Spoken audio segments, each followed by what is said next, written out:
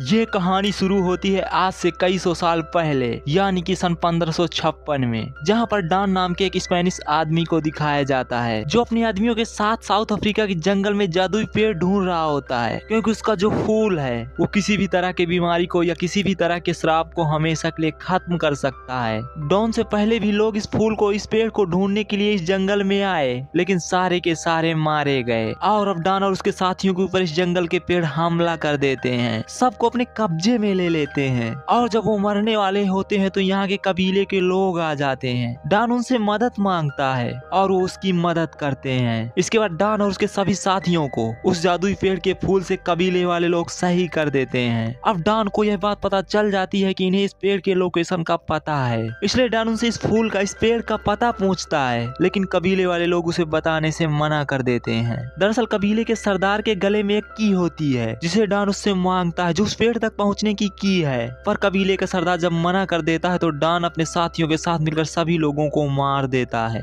इनके पूरे कबीले को जला देता है, जिसे कबीले का सरदार उसे श्राप देता है कि तुम हमेशा के लिए इस जंगल में भटकते रहोगे, कभी भी उस पेड़ के फूल तक नहीं पहुंच पाओगे, और गलती से अगर तुमने इस जंगल के बाहर निकलने की कोशिश की तो तुम सब के सब पत्थर के बन जाओगे। इस घटना के कई सौ साल बाद, यानी कि सन 1916 में लंदन में डॉक्टर लिली को दिखाया जाता है, जिसके साथ उसका भाई भी होता है जो उसका असिस्टेंट भी है। वो इंग्लैंड सोसाइटी के सामने उस जादुई पेड़ के बारे में बताते हैं, जिसे ये टीयर्स ऑफ द मून कहते हैं। ये कहते हैं कि उस पेड़ के फूल से किसी भी बीमारी को या किसी भी इंजरी को ठीक किया जा सकता है। हम ब्रिटिश वार में भी इसका इस्तेमाल कर सकते हैं। दरअसल कुछ वक्त पहले ब्रिटिश सरकार को तीर के आगे का एक सिरा मिला था, और ये वही चाबी होती है जो सन 1556 में डॉन कबीले के सरदार से हासिल करना चाहता था, जो उसके गले में थी। लेकिन ब्रिटिश सरकार इस तरह की किसी भी चाबी और किसी भी फूल पर विश्वास नहीं करती। वो कहती है कि टीयर्स ऑफ द मून एक कहानी है, इसलिए वो लिली और उसके भाई को तीर के आगे का वो हिस्सा, वो चाबी देने से मना कर देते हैं। लेकिन लिली किसी भी तरह से उस फूल तक पहुंचना चाहती है, इसलिए वो यहाँ से चाबी चुराकर भाग जाती है, जिसे प्रिंस को बहुत गुस्सा आता है, क्योंकि प्रिंस भी उस फूल को, यानी कि टीयर्स ऑफ द मून को हासिल करना चाहता है, और वो किसी भी कीमत पर लिली को पकड़ना चाहता है। लिली अपने भाई के साथ एक पुराना मैप लेकर उस चाबी को लेकर एक जगह पर पहुंच जाती है, जहां से उसे अपने आगे का सफर तय करना है। वो वहां पर एक गाइड से मिलते हैं जिसका नाम फ्रैंक होता है, और जब वो फ्रैंक को उस जंगल में जाने के लिए कहती है तो फ्रैंक साफ साफ मना कर देता है, क्योंकि वो जंगल बहुत ही खतरनाक होते हैं। पर जैसे ही फ्रैंक लिली के गले में उस चाबी को देखता है वो फौरन मान जाता है, क्योंकि उसे भी इस चाबी के बारे में पता होता है। और अब जब ये लोग यहाँ से निकल रहे होते हैं तभी इंग्लैंड का प्रिंस यहाँ पर आ जाता है और इनके ऊपर हमला कर देता है। लेकिन फ्रैंक के चालाकी और उसकी बहादुरी से फ्रैंक, लिली और उसका भाई तीनों यहाँ से शिप में जंगल की ओर निकल पड़ते हैं। लेकिन प्रिंस इतनी जल्दी हार मानने वाला नहीं है, क्योंकि वो किसी भी तरह से लिली के गले में जो चाबी है उसे हासिल करके टीयर्स ऑफ द मून तक पहुंचना चाहता है, ताकि उसकी शक्तियां और भी बढ़ जाएं। इसलिए प्रिंस अपने आदमियों के साथ नदी के उस किनारे तक पहुंच जाता है, जिसके दूसरी तरफ वो जंगल शुरू होता है। यहाँ जमीन के नीचे एक बहुत गहरी गुफा होती है। प्रिंस अपने आदमियों के साथ जमीन के नीचे जाता है और वहाँ पर वो देखता है कि डॉन और उसके सभी साथी यहाँ पर पत्थर के बन चुके हैं, क्योंकि आज से कई सौ साल पहले जब डॉन और उसके साथियों ने कबीले वालों को मार दिया था तो कबीले वालों के सरदार ने उसे श्राप दिया था कि अगर वो नदी पार करने की कोशिश करेंगे तो सब के सब पत्थर के बन जाएंगे। और ये बात प्रिंस को भी पता होती है। प्रिंस के दिमाग में अब एक आइडिया आता है। वो जानता है कि ये सब के सब श्राप की वजह से पत्थर के बन चुके हैं, इसलिए वो डॉन की मूर्ति के ऊपर नदी का कुछ पानी छिड़कता है, जिससे उसकी मूर्ति में कुछ हलचल होती है, और तभी दो भयानक सांप निकलते हैं। प्रिंस डॉन से कहता है कि मुझे तुम्हारी मदद की जरूरत है, मुझे वो की चाहिए जो इस वक्त लिली के पास है, जो टीयर्स ऑफ द मून की है। एक बार वो की मुझे मिल जाए, इसके बाद मैं टीयर्स ऑफ द मून हासिल कर लूंगा और तुम्हारे ऊपर जो ये श्राप है तुम्हें इस श्राप से मुक्त कर दूंगा। डॉन अपने सांप के जरिए हाँ में जवाब देता है, और इसके बाद प्रिंस इन सब के ऊपर पानी डालकर इन्हें आजाद करा देता है, और ये सब के सब लिली की तरफ बढ़ने लगते हैं। वहीं शिप में लिली को दिखाया जाता है जो फ्रैंक के सीक्रेट रूम तक पहुंच जाती है, जहां पर फ्रैंक ने बहुत सारे नोट्स बनाए होते हैं, और इसमें से एक पिक्चर बार बार ड्रा की होती है,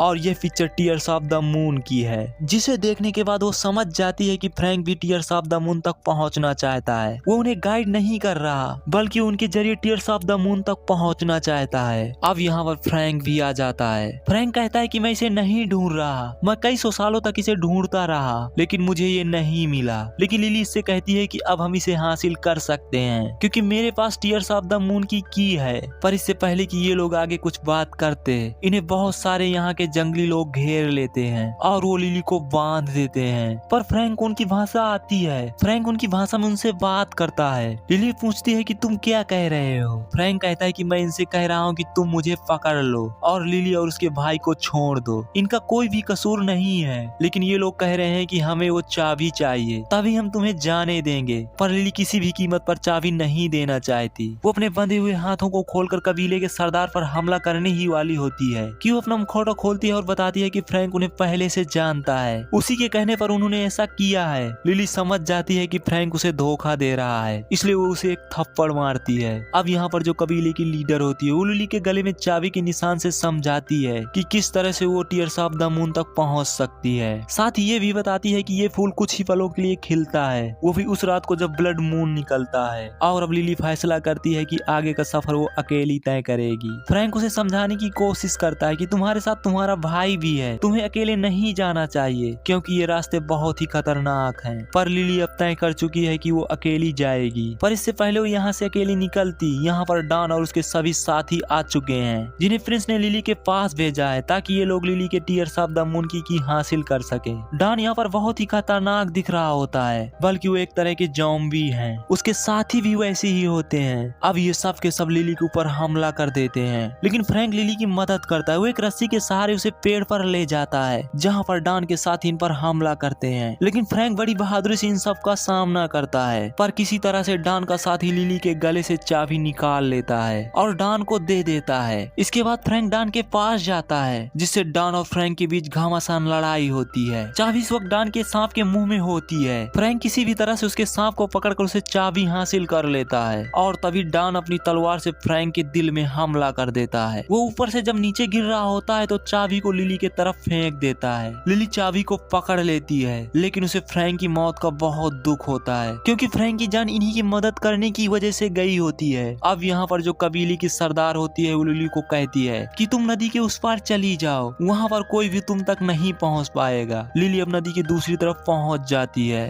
और अगली सुबह वो देखती है कि नदी के किनारे किसी की डेड बॉडी है और जब वो उसके पास पहुँचती है तो ये फ्रैंक होता है और वो अभी भी जिंदा है। लिली जब उसे उठाती है तो देखती है कि फ्रैंक बिल्कुल ठीक है और फ्रैंक अब लिली को अपने बारे में सब कुछ बताता है। फ्रैंक बताता है कि मैं भी श्रापित हूँ और 400 सालों से जिंदा हूँ। दरअसल 400 साल पहले मैं डॉन की टीम के साथ यहाँ पर आया था। डॉन की बेटी बहुत ज्यादा बीमार थी, इसलिए हमें टीयर्स ऑफ द मून की जरूरत थी। लेकिन जब हमने कबीलों वालों को मारा तो उन्होंने हमें श्राप दिया और वो सब के सब नदी के पार चले गए और पत्थर के बन गए। लेकिन मैं पत्थर का नहीं बना क्योंकि मैं नदी के उस पार कभी भी नहीं गया। मैं हमेशा नदी के इसी तरफ रहा। मैंने कबीलों को दोबारा बसाया और खुद एक टूर गाइड बन गया। और अब लिली और फ्रैंक फैसला करती हैं कि ये दोनों के दोनों टीयर्स ऑफ द मून को लेने जाएंगे। लिली अपने भाई को कबीलों वालों के पास छोड़कर फ्रैंक के साथ आगे निकल जाती है। वहीं प्रिंस जो पागलों की तरह लिली को ढूंढ रहा होता है वो किसी तरह से लिली के भाई तक पहुंच जाता है जो कबीलों वालों के साथ होता है और उसे अपनी जान बचाने के लिए न चाहते हुए भी उसे बताना पड़ता है कि लिली और फ्रैंक किस तरफ गए हैं। वहीं फ्रैंक और लिली को दिखाया जाता है जो उस जंगल पर पहुंच जाते हैं जहां पर इन्हें टीयर्स ऑफ द मून मिलेगा। लेकिन यहाँ पर इन्हें कहीं भी वो दरवाजा नहीं मिल रहा होता जिसकी चाबी लिली के गले में है, जिससे फ्रैंक पानी के नीचे जाता है और देखता है कि वो दरवाजा पानी के नीचे डूबा हुआ है। इसके बाद वो लिली को पानी के नीचे जाने के लिए कहता है, लेकिन लिली को पानी से बहुत डर लगता है। फ्रैंक उसे हौसला देता है और इसके बाद दोनों के दोनों पानी के नीचे जाते हैं। लेकिन तभी लिली का पैर एक जगह पर लगता है जिससे वो एक ट्रैक के अंदर फंस जाती है और जल्द ही अगर वो ऊपर नहीं गए तो उसकी मृत्यु हो जाएगी। अब यहाँ पर बहुत सारी खतरनाक मछलियाँ भी आ जाती हैं और इससे पहले कि वो लिली पर हमला करती फ्रैंक उनके आगे आ जाता है। इसी बीच लिली चाबी से दरवाजा खोल देती है जिससे यहाँ पर जितना भी पानी होता है वो सब का सब नीचे समा जाता है। वो जगह पूरी तरह से सूख जाती है और इससे पहले कि अंदर जाते यहाँ पर प्रिंस आ जाता है जिसके पास लिली का भाई भी होता है। वो उसके भाई पर गन पॉइंट करता है और लिली से कहता है कि मुझे चाबी दो। लिली को उसे चाबी देनी पड़ती है और सबके सब ये अंदर आ जाते हैं जहाँ पर वो विशाल पेड़ होता है जिस पर टीयर्स ऑफ द मून लगता है, यानी कि वो फ्लावर जिसके अंदर तिलस्मी ताकते हैं। लेकिन ये पेड़ पूरी तरह से सूखा हुआ होता है। प्रिंस कहता है कि हो ना हो इस चाबी को पेड़ पर कहीं लगाना पड़ता हो जिससे दोबारा हरा भरा हो जाएगा। वो ये बात फ्रैंक से पूछता है क्योंकि फ्रैंक पिछले 400 सालों से जिंदा है। फ्रैंक कहता है कि अगर मैं ऐसा करूंगा तो एक फूल मुझे भी देना होगा क्योंकि मैं अपने श्राप को खत्म करके हमेशा के लिए मुक्त होना होना चाहता हूँ। ये सुनकर लिली बहुत दुखी होती है क्योंकि अब वो कहीं ना कहीं फ्रैंक को पसंद करने लगी है। वो नहीं चाहती कि फ्रैंक की मृत्यु हो। अब फ्रैंक को जगह ढूंढने की कोशिश करता है जहाँ चाबी को लगाया जाना है, लेकिन उसे वो जगह नहीं मिलती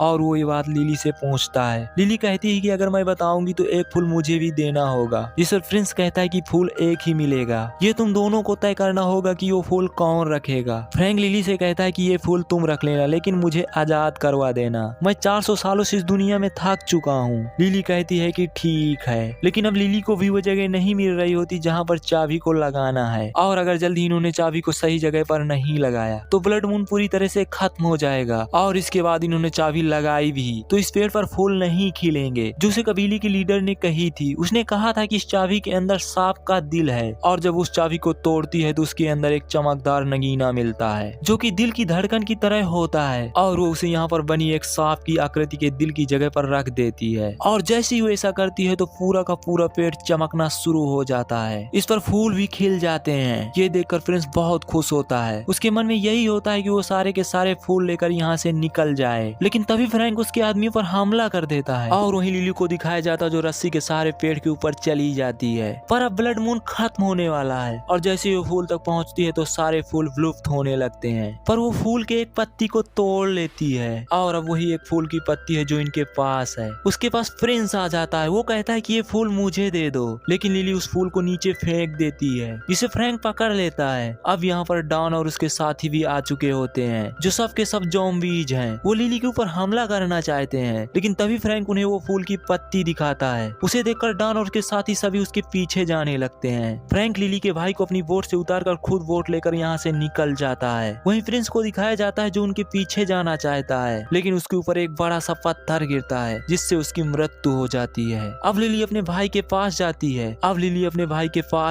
है, जो उसे एक कपड़े का टुकड़ा देता है जो फ्रैंक ने उसे जाते समय दिया था। और जब लिली उसे खोलती है तो उसके अंदर टीयर्स ऑफ द मून की पत्ती होती है, यानी कि फ्रैंक जिस फूल की पत्ती से अपने आप को आजाद करा सकता था, श्राप मुक्त हो सकता था, वो उसने लिली को दे दिया। वहीं फ्रैंक को दिखाया जाता है जिसके पीछे डॉन और उसके सभी साथी होते हैं, और तभी फ्रैंक की बोट एक बहुत बड़ी चट्टान से टकराती है, जिसके टकराने के बाद फ्रैंक, डॉन और उसके सभी साथी पेड़ की उन लताओं से दोबारा लिपटना शुरू हो जाते हैं, जहाँ पर वो आज से कई सौ साल पहले थे, जो नदी के दूसरे पार का हिस्सा है, जहाँ पर वो सब के सब पत्थर के बन चुके थे, और एक बार फिर से वो सब के सब पत्थर के बन चुके हैं। अब लिली अपने भाई के साथ इस जगह पर पहुंच जाती है, और वो देखती है कि फ्रैंक भी पत्थर का बन चुका है। वो उसके चेहरे पर हाथ लगाती है, लेकिन कोई भी हलचल नहीं होती, और अब वो फूल जो उसके पास है वो उसे फ्रैंक के मुंह के अंदर रख देती है, लेकिन इससे भी कोई फायदा नहीं होता। वो फूल अपने आप ही गायब हो जाता है। लिली और उसका भाई इस बात से बहुत उदास हो जाते हैं। वो यहाँ से जाने लगते हैं, और तभी उन्हें फ्रैंक के चीते की आवाज आती है, जो फ्रैंक का पालतू चीता होता है। और जब वो पीछे देखते हैं तो फ्रैंक एक बार फिर से पूरी तरह से ठीक हो गया है। लिली उसे देखकर बहुत खुश होती है और उसे गले लगा लेती है, और देखती है कि फ्रैंक के शरीर में ब्लड निकल रहा है, जिसका मतलब ये है कि अब फ्रैंक आम इंसान बन चुका है, वो श्राप से मुक्त हो चुका है। और तभी ये देखते हैं कि अभी पेड़ पर एक फूल लगा हुआ है। दरअसल ब्लड मून की जो रोशनी है, जो चिंगारी है, वो एक जगह पर पड़ रही होती है। लिली उस फूल को तोड़ लेती है, और अब ये सब के सब वापस इंग्लैंड आ जाते हैं। यहाँ पर आने के बाद लिली उस फूल से बहुत सारे मेडिटेशन बनाती है, जिससे वो पूरी दुनिया में फेमस हो जाती है। साथ ही साथ इस नई दुनिया में, यानी कि लंदन में, वो फ्रैंक को इस दुनिया के तौर तरीके सिखाती है कि किस तरह से इस एडवांस दुनिया में रहा जाता है। इसी के साथ ये फिल्म, ये कहानी यहीं खत्म हो जाती है। दोस्तों, उम्मीद करता हूँ कि ये कहानी आपको जरूर पसंद आई होगी। अगर आपको ये कहानी पसंद आई है तो हमारे चैनल को सब्सक्राइब जरूर कर लें।